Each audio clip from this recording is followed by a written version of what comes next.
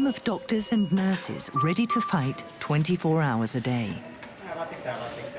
Did you reach the surgeon? Just now. This is one of Japan's biggest pediatric intensive care units, or PICUs.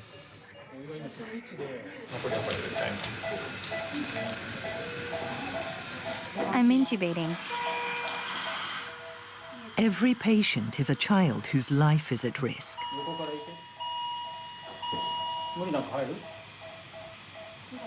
Have you suctioned? The leader is a calm, reassuring doctor with facial hair.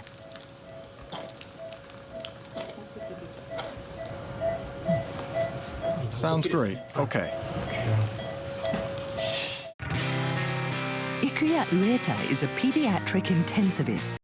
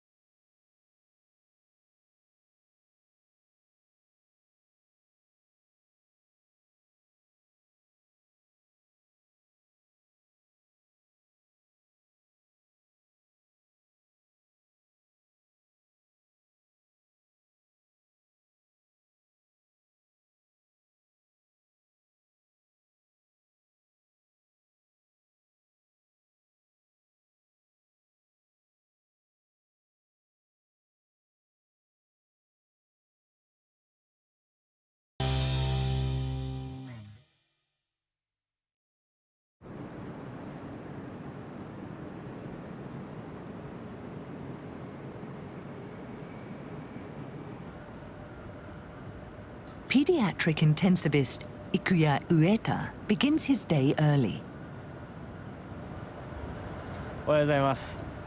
Morning.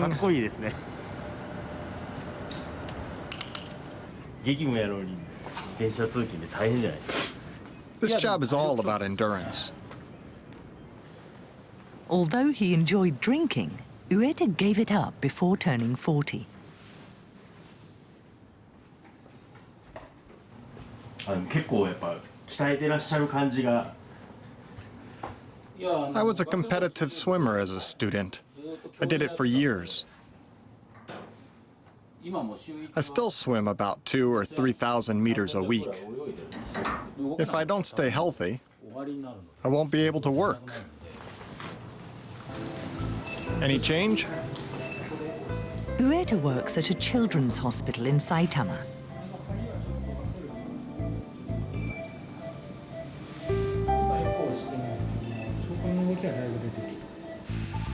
He's the founding head of an ICU, which was only completed in late 2016. The muscle relaxant.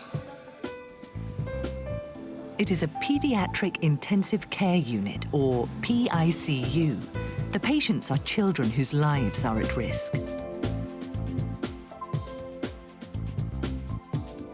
Ueta is a pioneer in this arena. This is the third PICU he's helped establish.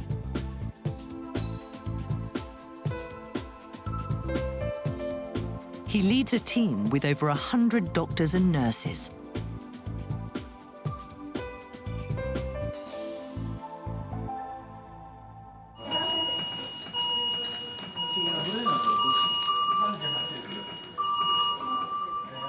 Alarms go off at all times of day and night in the unit.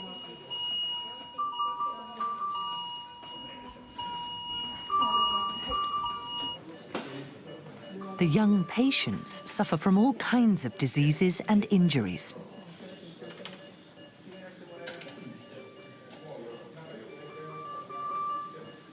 Helping them requires a wide range of expertise in surgery and internal medicine. A swift, calm response is vital. I can hear it in his chest. The mucus is causing a blockage. The treatment ends well.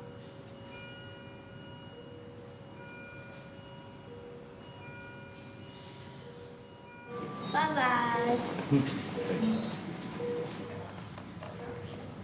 Over Ueta's 23-year career as an intensivist, 98% of his patients have survived.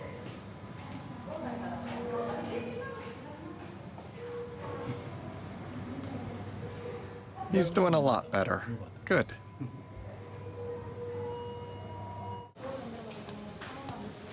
He returns to his patients.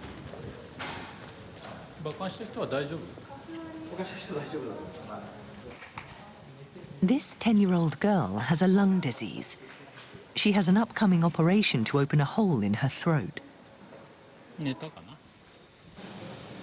Let's take a look. Ueta is checking the position of the girl's blood vessels.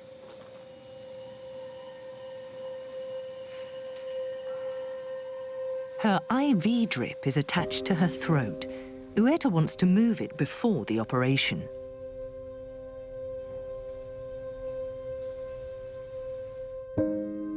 He wants to put the IV in the subclavian vein.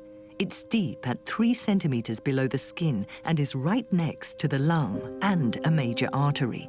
It's a tough procedure.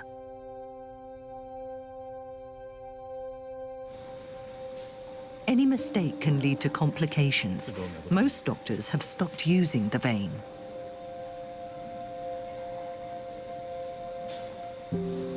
Got it. That's the vein. As leader of the unit, Ueta guides younger doctors through their treatment. A little this way, then directly under the collarbone. Go slow. You've got it. Oh, good. It looks fine.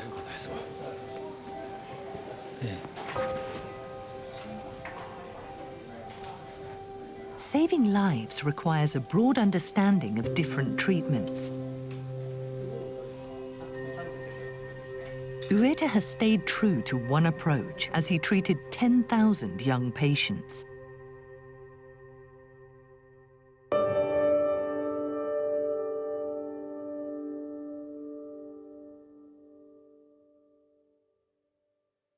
The exams, the medicine, the treatments, the reaction. I map out my mental charts for every single patient. And the more you do that, the more information you gather over the years. I remember those charts each time and use them. Have faith in each action as you take it. A leads to B, then to C. If one thing doesn't work, take another approach. Don't rush. If the patient recovers, you're doing well. Just follow each choice. That's what intensive care is all about.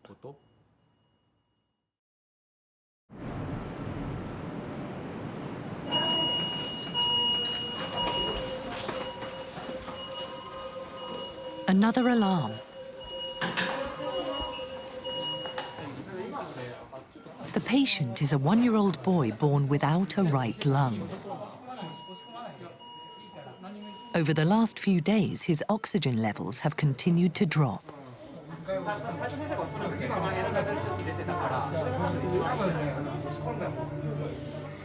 Have you suctioned?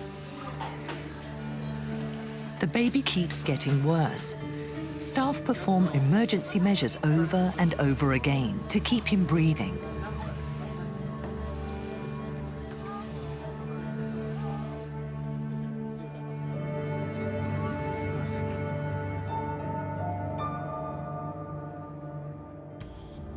The boy's left lung has become enlarged. That has twisted his already thin airway.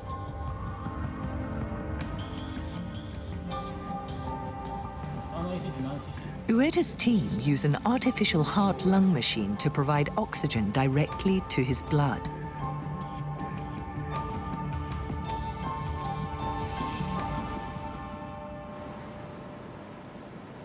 But 4 days later, his blood pressure is very high. the baby's blood pressure is almost double what it should be.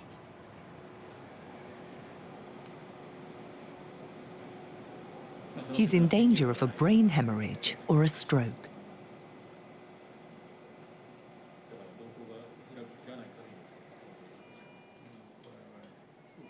But Ueta remains utterly calm.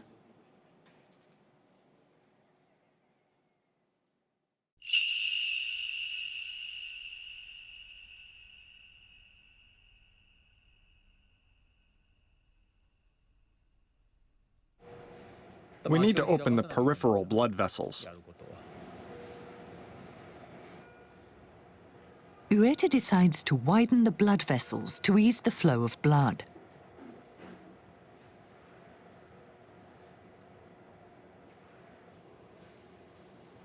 He sits close to the wall, where he can keep an eye on the bed and the monitors.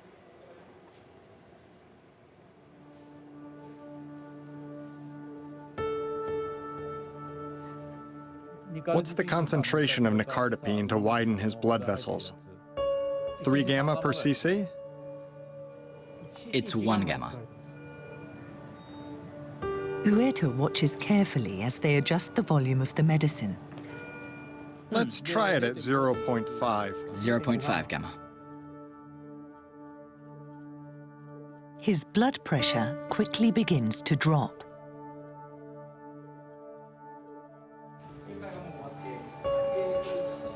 Matter-of-fact treatment with long and careful observation. That's Ueta's approach.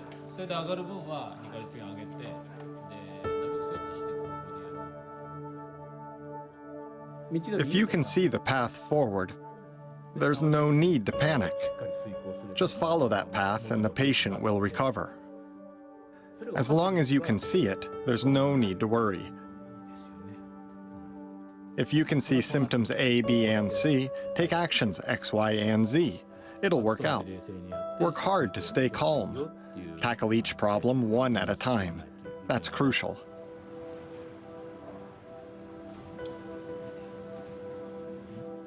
We've halved his blood pressure. It's down to half. 5 hours later, the baby's blood pressure is at safe levels. After making sure of it, Ueta is finally able to head home.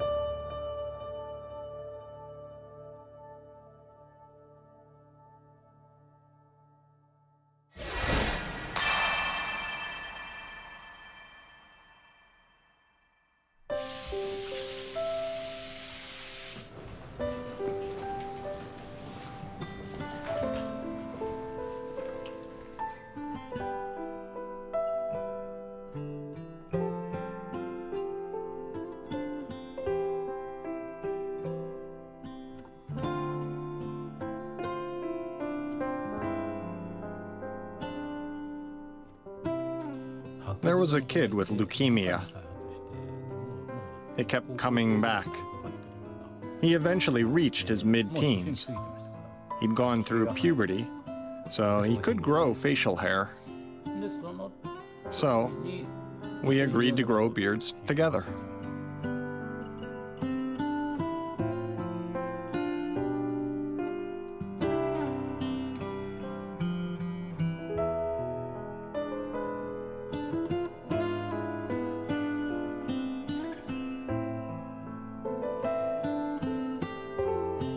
He didn't make it in the end. I keep the hair on my chin here as a reminder.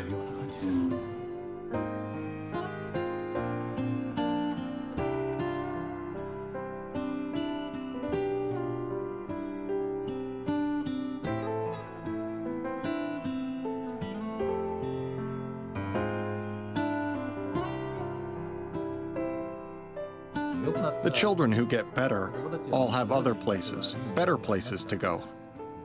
They leave here and move away from us. That's the best outcome. But the children who don't recover, who die here, they stay here. Their entire lives end in this place. They don't go anywhere. I feel as if those dead children stay inside me. They build up over the years.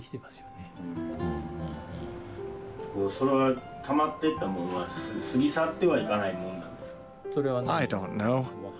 Perhaps they do. Perhaps that's why I haven't overflowed yet. Will my heart be totally full one day? I don't know.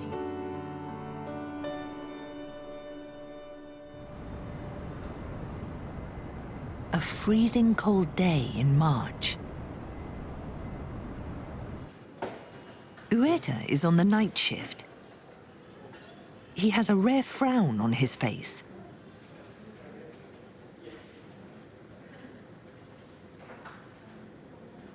The red numbers he's staring at don't look good.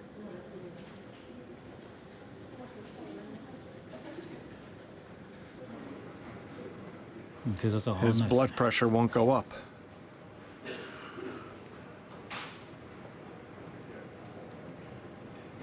It's bad. Definitely bad. The patient is a boy in junior high school. A malignant lymphoma has sapped his immune system.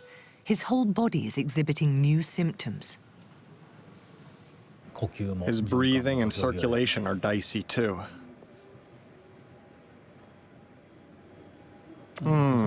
Okay, BP's rising.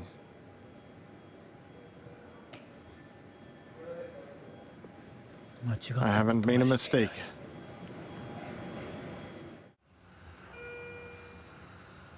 The boy came to the PICU 4 days ago. Ueta's team have done everything they can think of.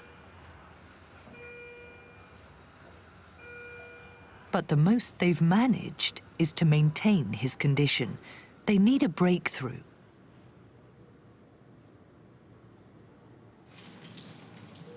Ueta enters the room repeatedly, providing constant attention.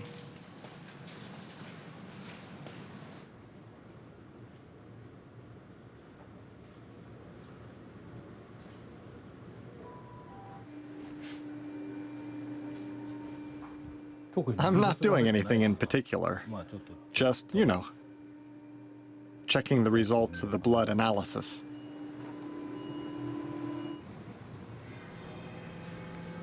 Can he find a clue?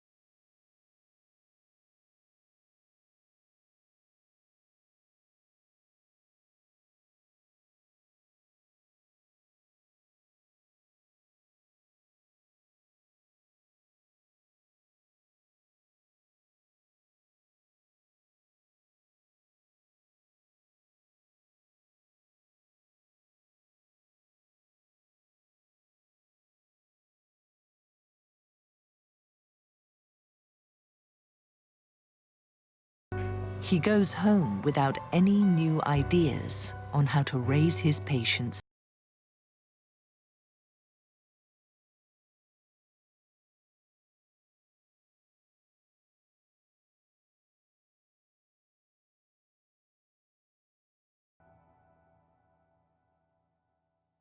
Despite the best efforts of the day shift, the boy passes away 8 hours later.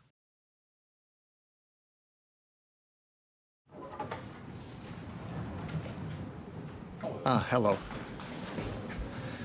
In the end, he went into shock and couldn't recover. His parents were with him at the end. I was there. You went? Yes, it was tough at first. But by the end, they were holding his hand and told him, "Grandma and Grandpa are waiting for you." They were holding his hand as he passed. I think it was as good as you could have hoped for. What a shame. A real shame. Was it septic cardiomyopathy? Or anthracycline, perhaps? Maybe it built up over time. Possible treatments tumble out of Ueta's mouth as he goes over the case.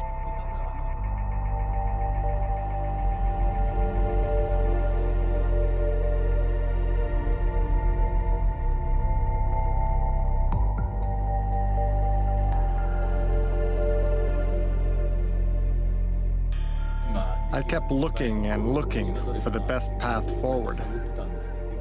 But we ran out of time before I found it. If the patient's strength, their vitality doesn't last,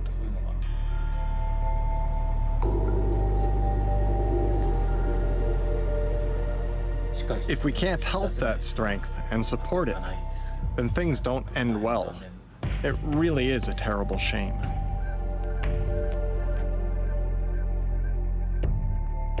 Ueta has to move on. But he keeps a reminder in his heart. I used to think that I shouldn't cry. Now that I'm older, I have to. When I say to the parents, "I'm sorry, we did everything we could, but we couldn't save your child. I'm sorry."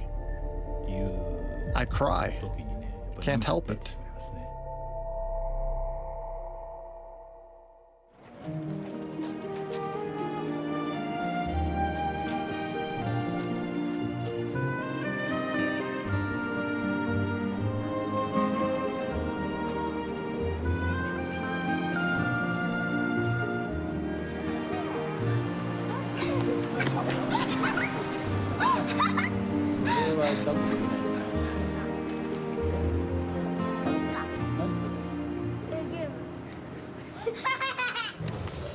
A hot pendant. Though, it doesn't look like it. What do you think? They do look like hearts.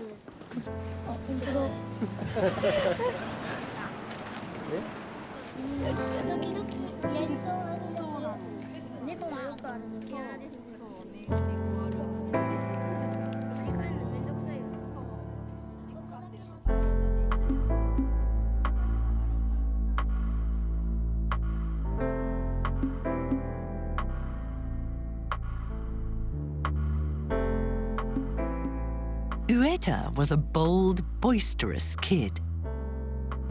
He regularly hit home runs and smashed neighborhood windows. I was pretty chubby and tall for my age. I kind of headed the local gang of kids. So what changed this young rabble-rouser? News footage he saw in high school.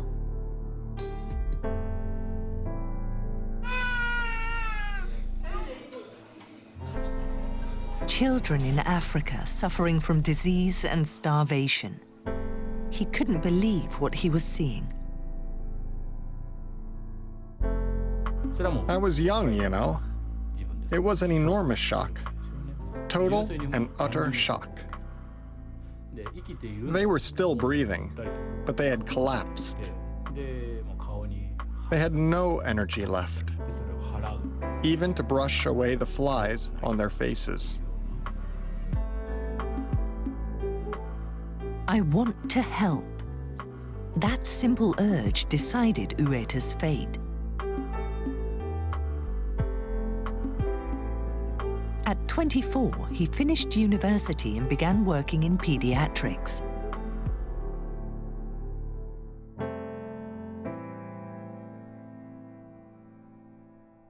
The ward had all kinds of specialists. Everything from cranial nerves, cardiovascular medicine, allergies. Ueta soaked up all their knowledge. But everything changed when he got into emergency medicine. Doctors might specialize in particular organs, but they didn't know enough about emergency care for children specifically.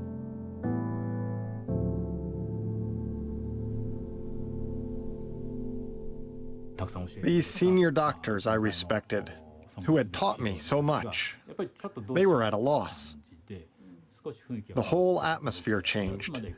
They didn't seem defeated exactly, but I saw them going through all these books, trying to figure out what they should do. Narrow expertise is not enough for emergency pediatric care. Ueta was overcome by the lives he couldn't save. Was this as good as pediatric care got? I started wondering if this was really the best we could do. Working with them, it seemed that they couldn't see the path forward for these patients, but I couldn't accept that. He decided to study in the US, where much of the world's cutting-edge medicine is developed.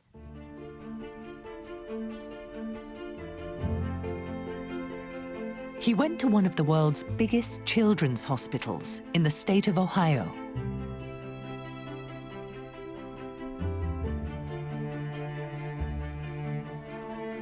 That's where he discovered the existence of pediatric intensive care units.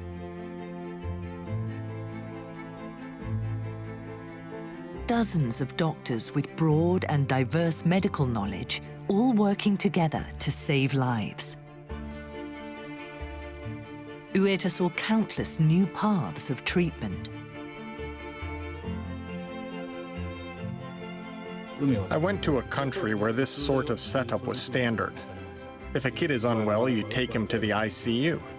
There were critical care doctors who specialized in kids. The difference between Japan and the US was massive. I knew what I had to do.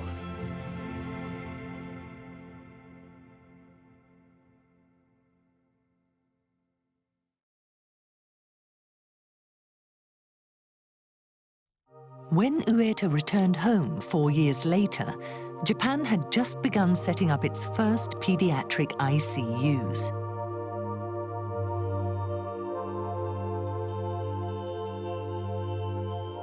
Ueta used the skills he learned abroad to get involved.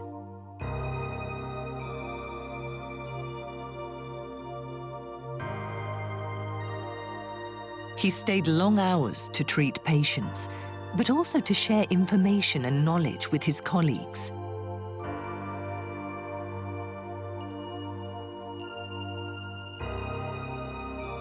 At the end of a night shift, he would visit every local hospital, convincing them to entrust their patients to him.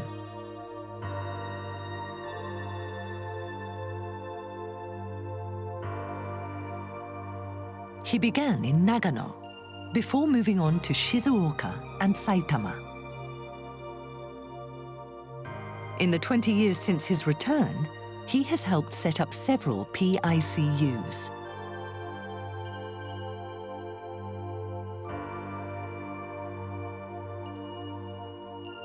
The total number of PICUs in Japan has gradually grown from 1 to 40.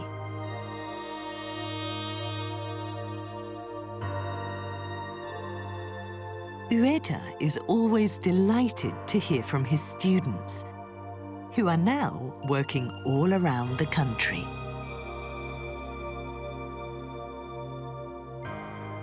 Once this kind of healthcare has become the standard in Japan, I want to go to other countries and do the same work there.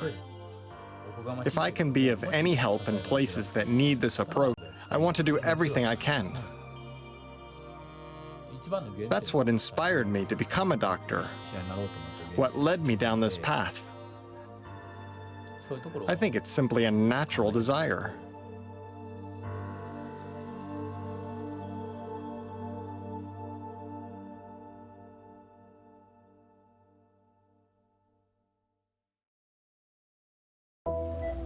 Ikuya Ueta, a man who changed pediatric healthcare in Japan.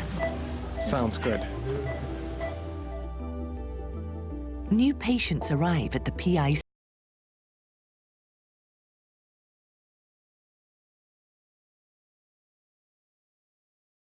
A late-night domestic fire. One of 4 young siblings is dead, and the surviving 3 are seriously injured.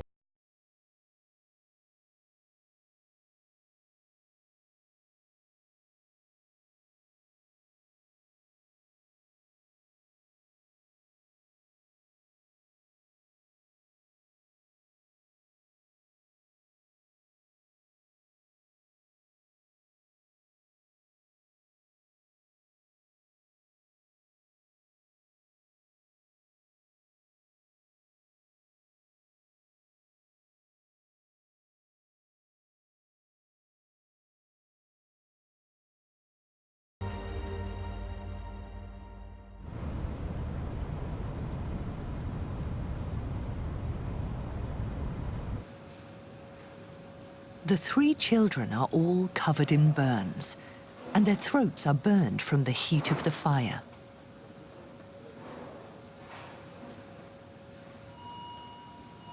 Here is 4-year-old Rukito.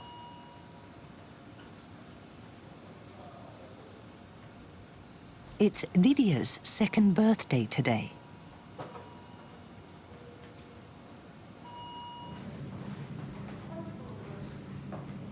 And Luito is the youngest, at 8 months old.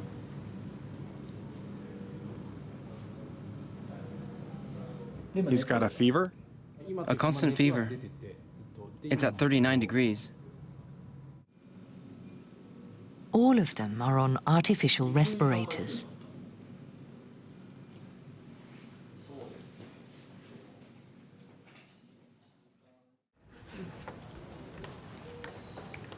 Three days later, there's a ray of hope.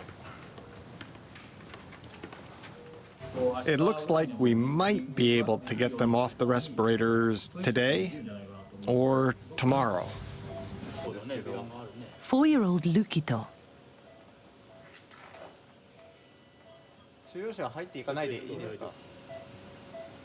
He's making steady progress.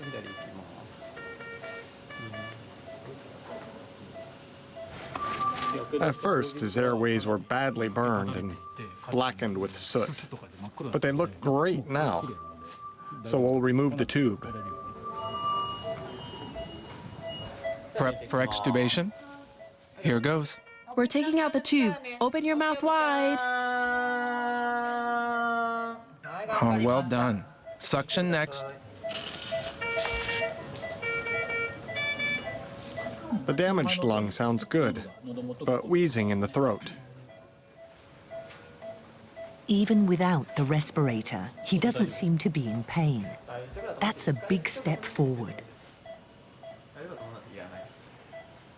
I'm sure your daddy will come by today. Just wait. The next day, Lydia is extubated. Can she open her eyes? They're open. Okay. 1, 2, 3. Suction, please.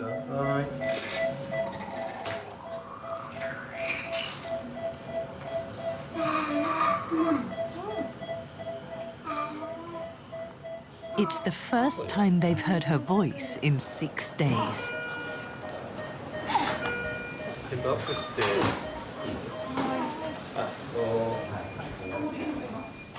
But the recovery of little Ruito is going slowly. Saturation's down.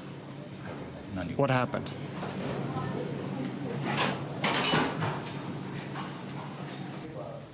The level of oxygen in his blood has plummeted.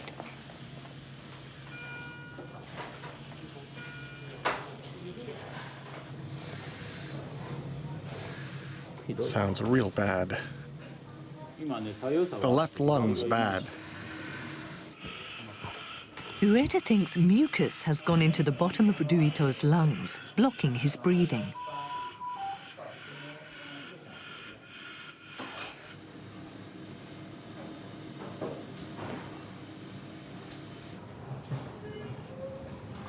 Prone position.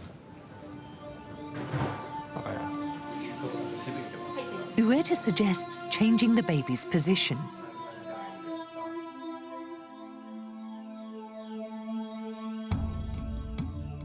Putting him face down makes it easier to suction out the mucus in his lungs.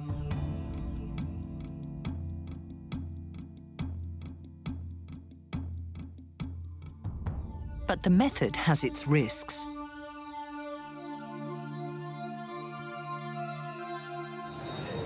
Pressure on the stomach. I don't know if it'll work. It could be hard on the child. Opinion is divided.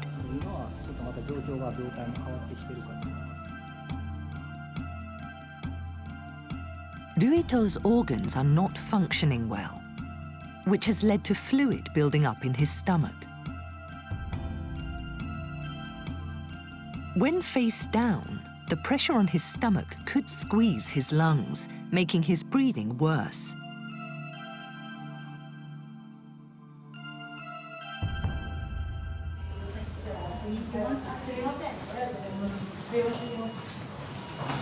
Do we remove the fluid or focus on breathing?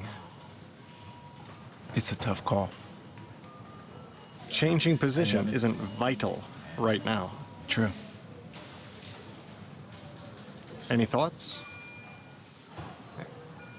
They decide to leave him in his current position for now. The potential treatments all have their side effects. Sometimes we can make things worse. I don't want to risk that. If he's going to improve today or tomorrow, then it's worth the risk to help him get there. We'll run the numbers and see if the current treatment for his breathing is best. If it is, then it's probably not worth turning him over. Time for another approach. First, they swap the respirator for a different type of machine.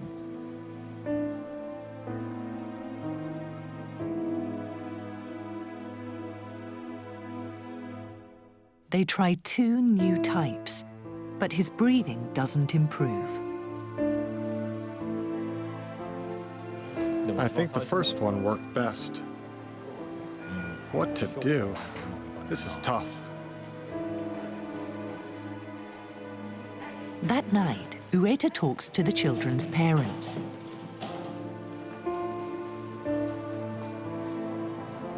Ruito is still having problems. His stomach and lungs are getting worse. That's the current situation. We have to keep watch. He's not over the worst.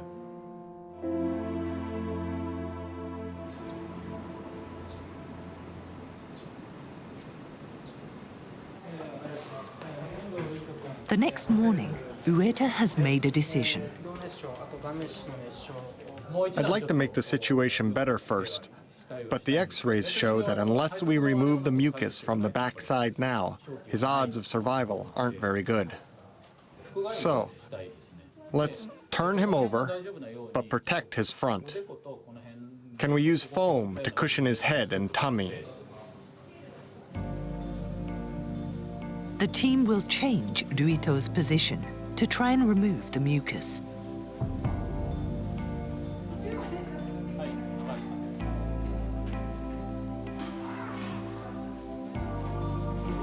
His face will go here. Ueta asks the staff to prepare foam mats to fit Ruito's body.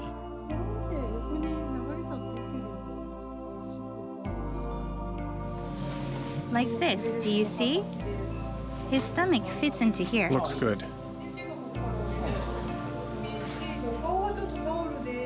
It should stop his stomach pressing against his lungs. Ready? 1, 2, 3.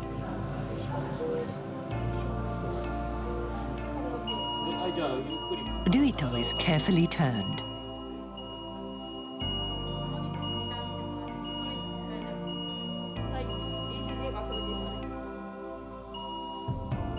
Has it affected his breathing?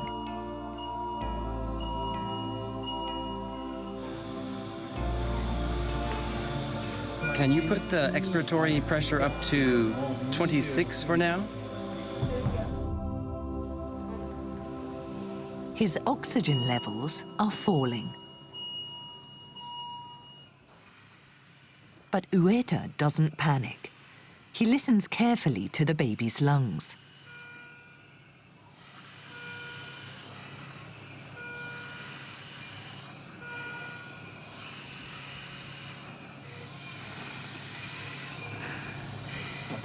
We can get it.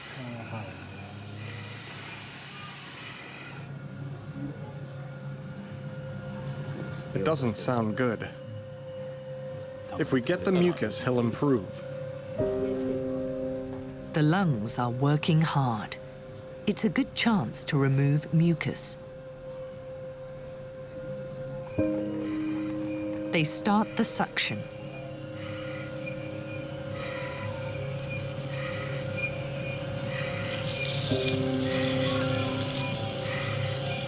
Ready. Starting suction. The mucus is out. After 6 hours or so, turn his head. But stay prone. If no further mucus gets into his lungs, Ruito should recover. Ueta takes his usual seat.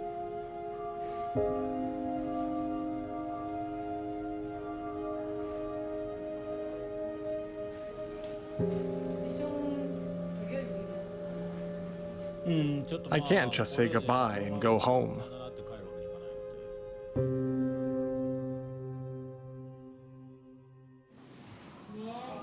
The next day,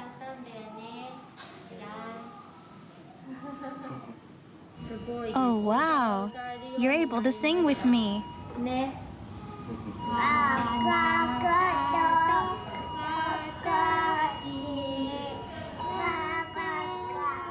Didier and Lukito are recovering steadily.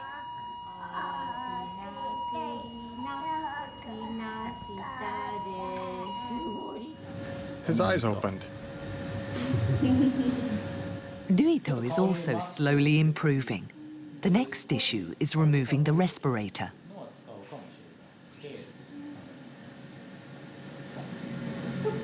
Can it be taken out?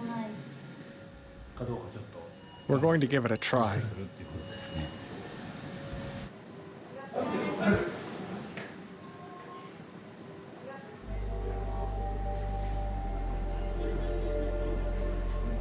Ueta has worked with over 10,000 children over his career.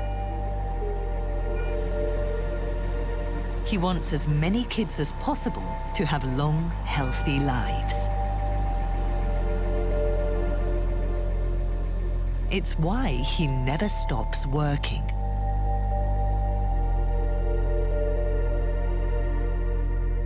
But there were still 200 lives he couldn't save.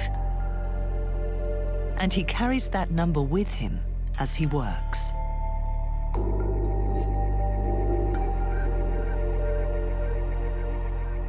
They'll recover, go home, and forget all about these events. They'll grow up and live full lives. They all leave me behind as they grow. And that's a great thing. The ones who stay are those who died. The recovered kids go on to become happy, to become healthy, somewhere else.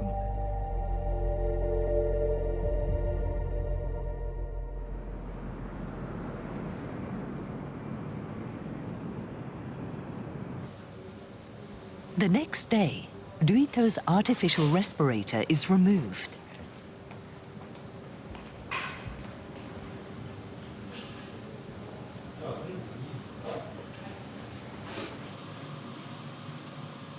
Will he be able to breathe?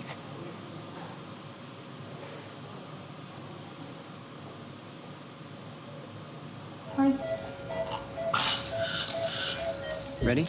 Ready.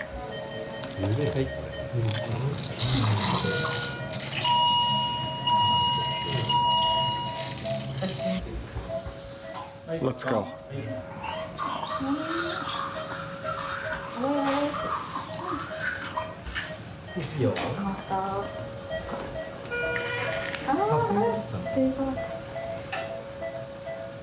He breathes in on a little sob.